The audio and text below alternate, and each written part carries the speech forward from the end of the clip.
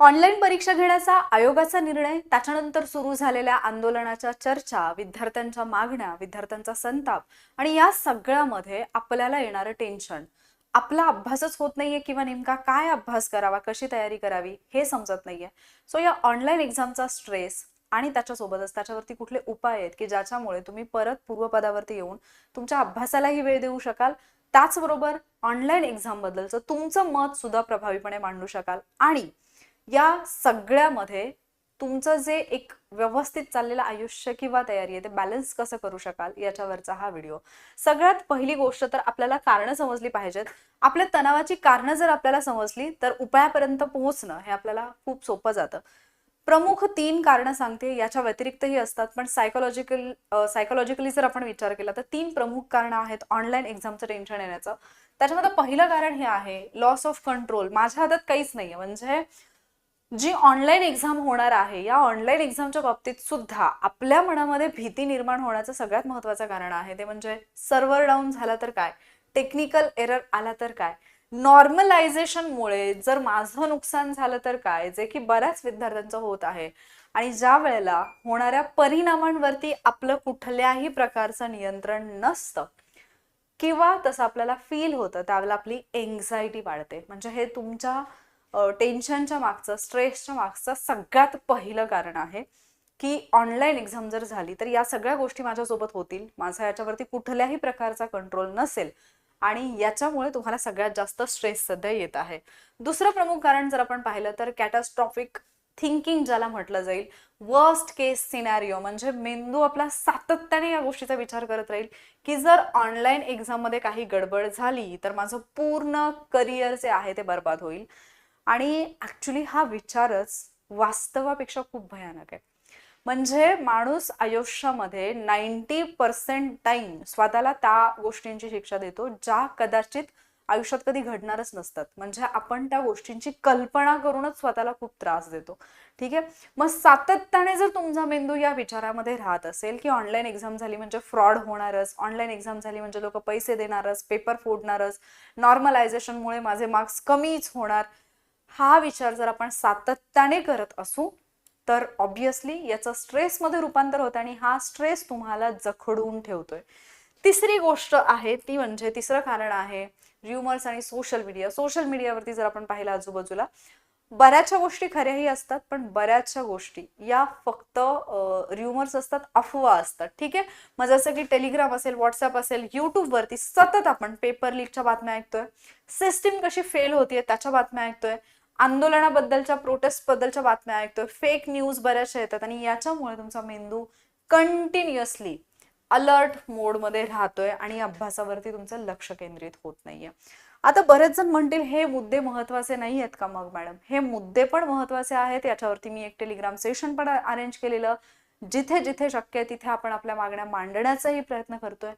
पण आपला मेंदू जो सततचा ताणामध्ये राहतोय त्याला तिथून बाहेर काढणं हे जास्त इम्पॉर्टंट आहे. कारण ज्यावेळेला तुम्ही त्या स्ट्रेसमधून बाहेर निघाल त्यावेळेलाच तुम्ही योग्य पद्धतीने निर्णय घेऊ शकाल, तुमचं मतही मांडू शकाल आणि तुम्हाला जे हवंय ते तुम्ही हासिल पण करू शकाल. त्याच्यामुळे स्वतःला याच्यातून बाहेर काढणं गरजेचं आहे. मग याच्यामध्ये 3 टेक्निक मी तुमच्यासोबत शेअर करेन. त्याच्यातली पहिली टेक्निक आहे सर्कल ऑफ कंट्रोल टेक्निक. म्हणजे काय असतं, 2 सर्कल ड्रॉ करा, त्याच्यामध्ये आतलं जे सर्कल असेल की नाही हे तुमचं कंट्रोलवालं सर्कल असेल.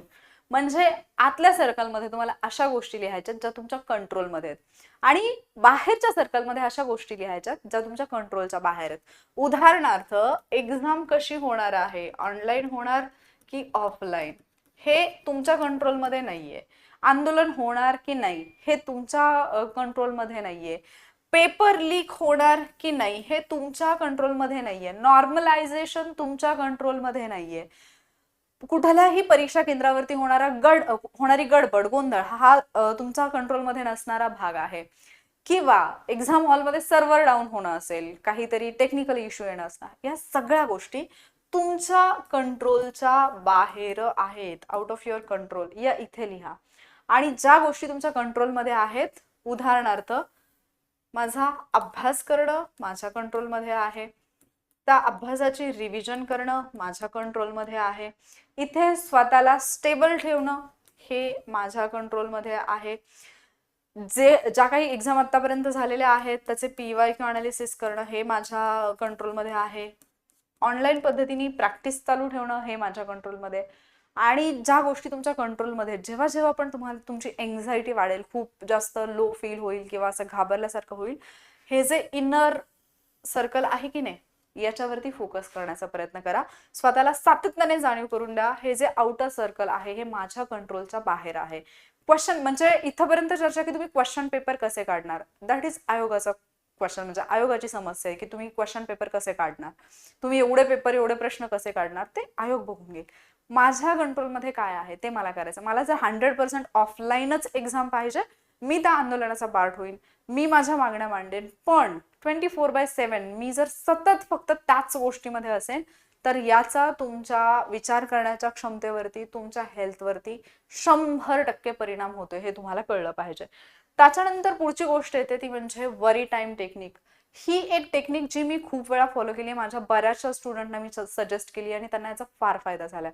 आपण सतत सतत सतत जर टेन्शन मध्ये राहू, म्हणजे मी जे आता रिसेंटली तुम्हाला म्हटलं की मी न्यूरोसायन्स वगैरे अभ्यासते, तर त्याच्यामध्ये मी काही गोष्टी शिकलेली आहे की आपला ब्रेन कसा फ्लाईट अँड फाईट मोडवरती जातो, मग त्यावेळेला आपला प्री फ्रंटल कॉर्टेक्स जो आहे तो कसा लॉक होतो, आणि ऍक्च्युली ज्यावेळेला त्या सगळ्या गोष्टी आपल्या बॉडीमध्ये साचून राहतात तर त्याचे कसे दुष्परिणाम होतात, तर या सगळ्या गोष्टी मी इथे सांगत नाही. पण इतकं तुम्हाला सांगते की जर तुम्हाला खूप जास्त टेन्शन येतच असेल, खूप जास्त सातत्याने निगेटिव्ह विचार येत असतील, किंवा एकीकडे एक्झाम आहे, एकीकडे आपलं आयुष्य आहे, आपल्या आयुष्यामध्ये असणारे प्रॉब्लेम्स आहेत, ज्या गोष्टी आपल्याला त्रास देत आहेत किंवा ज्या गोष्टींचं टेन्शन खूप जास्त होते. म्हणजे मी काल परवा माझ्या एका स्टुडंट सोबत, म्हणजे ती जवळच राहते, तिचा एक्सपिरियन्स हा की ती एका पॉइंटला इतकी हायपर झाली घरामध्ये की तिला सुसायडल थॉट यायला लागले. कारण ऑलरेडी तिच्या डोक्यामध्ये जो गोंधळ चाललाय तो फॅमिलीला समजतच नाही की म्हणजे हिच्या डोक्यामध्ये काय गोंधळ चाललाय. कारण जनरली तुम्ही एखादं काम जर करत असाल, फिजिकली जर तुम्ही हालचाली करत असाल, तर ते लोकांना दिसतं की फिजिकली तुम्ही काय करताय, बट आतमध्ये तुमच्या ब्रेनमध्ये जे काही सुरू असतं, तुम्ही जो काही विचार करताय, डोक्यात जे काही सुरू आहे ते समोरच्या माणसाला नाही दिसू शकत. आणि ज्या वेळेला ते समोरच्या माणसाला दिसत नाही, वरवरून नॉर्मल दिसणारा माणूस पण आतमध्ये काय याच्यामध्ये गुंतलेला आहे हे समोरचा माणूस गेस नाही करू शकत. आणि म्हणून तर मग ज्यावेळेला एखादी व्यक्ती अशा प्रकारचं कृत्य करते त्यावेळेला आपण म्हणतो अरे तो तर नॉर्मल होता, माझ्याशी मगाशी तर बोलला होता, मग असं कसं काय त्याने डिसिजन घेतला. कारण ते लोक आतमधून एक युद्ध लढत असतात. आणि जर तुम्हाला अशा निगेटिव्ह थॉट्स पासून जर स्वतःला वाचवायचं असेल तर ही टेक्निक फार जास्त कामी येईल. फक्त काय करायचं, संध्याकाळचा किंवा दिवसातला कुठलाही, शक्यतो मॉर्निंगचा ठेवू नका, संध्याकाळचा वेळ ठेवा, एक 15 मिनिट्सचा टायमर लावा आणि हा तुमचा वरी टाइम असेल.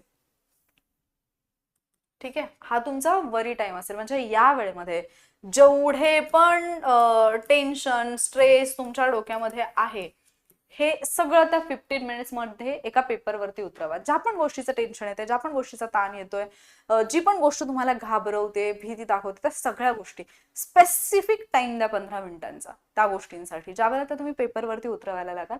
बरेचसे प्रश्न असे असतात जे असेच सुटून जातात, म्हणजे जे आपल्या डोक्यामध्ये जो सगळा गुंता असतो ना तो सुटायला सुरुवात होते आणि मग आपल्याला मार्ग दिसायला लागतो.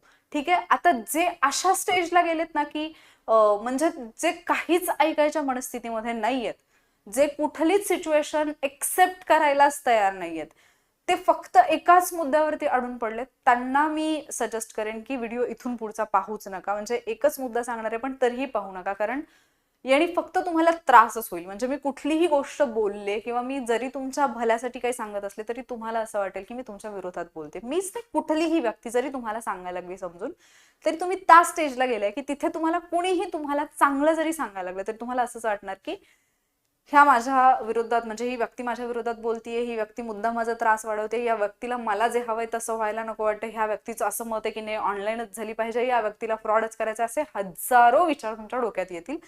त्यामुळे शक्यतो अशा माणसांचा ऐकायलाही जाऊ नका, अशा माणसांपासून दूर राहा, ते तुमच्यासाठी बेटर राहील. ठीक आहे, आणि तिसरी गोष्ट येते की स्ट्रेस इन्क्युलेशन ट्रेनिंग म्हणजे काय.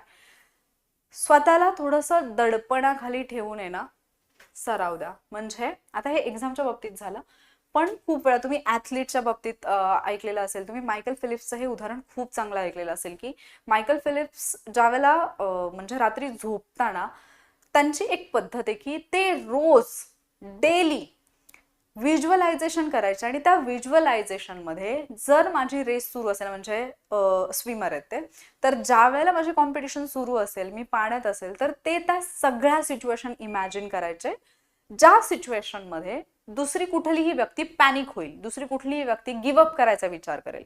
म्हणजे उदाहरणार्थ त्यांनी जे गॉगल्स लावलेले असतात अंडर वॉटर, तर ते असंही इमॅजिन करायचे की ज्यावेळेला मी पाण्यामध्ये उतरलोय, ज्यावेळेला माझी कॉम्पिटिशन सुरू आहे आणि अशा वेळेला जर माझा गॉगल निघाला किंवा गॉगलमध्ये पाणी गेलं, मला जर काही दिसत नसेल किंवा माझं म्हणजे जर असं घाबरल्यासारखं झालं, तर ती सिच्युएशन मी कशी हँडल करेन. म्हणजे एकदम वर्स्ट वाली जी केस आहे ती इमॅजिन करायचे आणि त्याला हँडल करायचे ते व्हिज्युअलायझेशनमध्ये.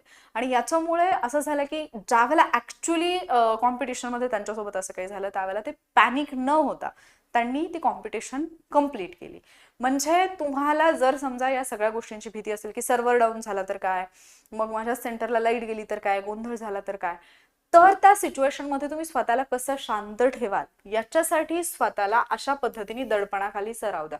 एक तर टायमर लावून मॉक टेस्ट द्या, एक्झाम सारख्या वातावरणामध्ये टेस्ट देण्याचा प्रयत्न करा, इंटरनेट ऑफ झाल्याची किंवा एखादा प्रश्न कठीण आल्याची कल्पना करा आणि तरीही तुम्ही पुढे जाताय. म्हणजे ज्या माणसाला हे माहिती असतं ना की समजा मी एक्झाम सेंटरवरती गेली, हे मी माझ्या बाबतीत पण सांगते की मी एक्झाम सेंटरवरती गेली, मला आठवतं 2022ची आय थिंक मेन्स प्री असेल, ज्यावेळेला एक्झाम देत होते, एक्झाम हॉलच्या बाहेर ग्राउंड होतं, ग्राउंडवरती आय थिंक त्यावेळेला आंबेडकर जयंती आलेली होती जवळ, आणि तिथे ग्राउंडवरती प्रॅक्टिस सुरू होती आंबेडकर जयंतीचे जे कार्यक्रम होते त्याच्या. आणि तिथे एक मुलगा खूप मोठ्याने त्याचं भाषणाची तयारी करत होता. ऍक्च्युली ते भाषण इतकं जबरदस्त होतं की त्याचा आवाज ऐकताना अंगावरती शहारे येत होते. पण त्यावेळेला 1 तास होता, परीक्षा द्यायची, एक्झाम हॉलमध्ये आपण बसलो, तर तो आवाज डिस्टर्ब करत होता. आता अर्थात या गोष्टीची प्रॅक्टिस किंवा या गोष्टीचं व्हिज्युअलायझेशन मी आधीच केलेलं असल्यामुळे किंवा मी मेंटली या गोष्टींसाठी प्रिपेअर असल्यामुळे की बाजूला काहीही सुरू असलं तरी मला माझ्या एक्झामवरती कॉन्सन्ट्रेशन करता आलं पाहिजे, त्यामुळे तो पेपर मी दिला पण, मी पास पण झाले. पण बरीचशी मुलं पर्यवेक्षकांकडे तक्रार करायला लागली की त्यांना जाऊन सांगा की तुम्ही हळू आवाजात बोला, कारण आमची म्हणजे आमचं वाचनामध्ये लक्ष नाही लागत आहे, आम्ही कम्प्लिटली डिस्टर्ब होतोय. आणि मग जी मुलं डिस्टर्ब होत होती, ऑब्व्हियसली काही मिनिटांचा वेळ त्यांचा त्याच्यामध्ये गेला, मग पेपर कम्प्लीट करायला वेळ नाही मिळाला, त्याच्यामध्ये काही सिली मिस्टेक्स झाल्या आणि ऑब्व्हियसली रिझल्ट गेला. सो मला स्वतःला, जर समजा आयोगाने डिसिजनच नाही बदलला किंवा बदलला आणि परत पुढची एक्झाम जर ऑनलाईन झाली, कारण केव्हा ना केव्हा तरी त्यांनी जर एकदा अनाऊन्स केलंय, आत्ता नाही पण ते कधी ना कधीतरी ही गोष्ट इम्प्लिमेंट करणार आणि त्याच्यासाठी आपल्याला तयार राहावं लागणार. कारण टीईटीचा पेपर फुटला, टीईटीची एक्झाम ऑफलाईन होती, आता ती ऑनलाईन होणार आहे म्हणून त्यांनी अनाऊन्स केलं. जर हे असं होणार असेल तर ऑब्व्हियसली मला मेंटली त्या गोष्टीसाठी प्रिपेअर राहावं लागेल की ठीक आहे, मी माझ्या बाजूनी सगळे प्रयत्न करेन ऑफलाईनसाठी, पण नाहीच झाली ऑफलाईन, ऑनलाईनच झाली आणि तिथे मला असे प्रॉब्लेम्स आले, तर मी तयार आहे का ते प्रॉब्लेम्स फेस करण्यासाठी, की मी तिथे घाबरून जाऊन मी गिव्हअप करेन, मी पॅनिक मोडमध्ये जाईन आणि मला काहीच नाही सुचणार. याच्यासाठी म्हणून स्वतःला एवढं प्रिपेअर करा. आणि याच्यासोबत एक महत्वाची गोष्ट सांगते, ती म्हणजे मार्टिन सेलिगमन यांनी एक लर्न हेल्पलेसनेस एक्सपेरिमेंट जो आहे तो केलेला होता. या एक्सपेरिमेंटमधून अशा गोष्टी लक्षात आल्या की एखादी व्यक्ती जर समजा सतत ती असा विचार करत असेल की मी काहीही केलं तरी परिणाम बदलणार नाहीये, त्यावेळेला ती प्रयत्नच करणं सोडून देते. म्हणजे जसं की बऱ्याच मुलांना जर आता असं वाटत असेल की ऑनलाईन एक्झामची भीती आहे, ऑनलाईन एक्झाम दिल्यानंतर म्हणजे ऑनलाईन एक्झाममध्ये फ्रॉड होणारच आहे, ऑनलाईन एक्झाममध्ये घोटाळा होणारच आहे, ऑनलाईन एक्झाममध्ये सर्व्हर डाऊन होणार आहे, ऑनलाईन एक्झाममध्ये सेंटरवरती काहीतरी असा प्रॉब्लेम येणार आहे की ज्याच्यामुळे होणारच नाही. ज्यावेळेला सातत्याने तुम्ही असे विचार करत राहाल, आपोआप तुमचा जो म्हणजे अभ्यास करण्याचा जो वेळ आहे किंवा तुम्ही जर डेडिकेशन आधीपासून अभ्यास करताय ना, ते आपोआप कमी होणार आहे, तुमचे प्रयत्न आपोआप कमी होणार आहेत आणि त्याचे निगेटिव्ह रिझल्ट्स हे तुम्हाला 100% दिसणार आहेत. कारण मी लहानपणापासून अगदी क्विकली सांगते, एका हत्तीची गोष्ट. हत्तीचं पिल्लू छोटंसं ज्याला रश्शीने बांधलेलं असतं, साखळीने बांधलेलं असतं, ते ट्राय करतं तोडायला, त्याला ती साखळी तुटत नाही. ज्यावेळेला ते मोठं होतं, आता तो हत्ती झाला, त्याच्याकडे प्रचंड ताकद आहे, त्याला साखळीने नाही बांधलेलं, आता त्याला साध्या दोरीने बांधले, पण तो हत्ती ती दोरी तोडण्याचा प्रयत्नच करत नाही, कारण त्याने लहानपणी ती साखळी तोडण्याचा जेव्हा प्रयत्न केला त्याला ती तुटली नाही आणि आता त्याच्या डोक्यात हे फिक्स आहे की ही साखळीच आहे आणि ही मला कधीच तुटू शकत नाही. सो ज्या वेळेला वारंवार वारंवार तुम्ही हा विचार तुमच्या ब्रेनला देताय की मी काही केलं तरी परिस्थिती बदलणार नाहीये, तुमचे प्रयत्न हळूहळू कमी होत जातात.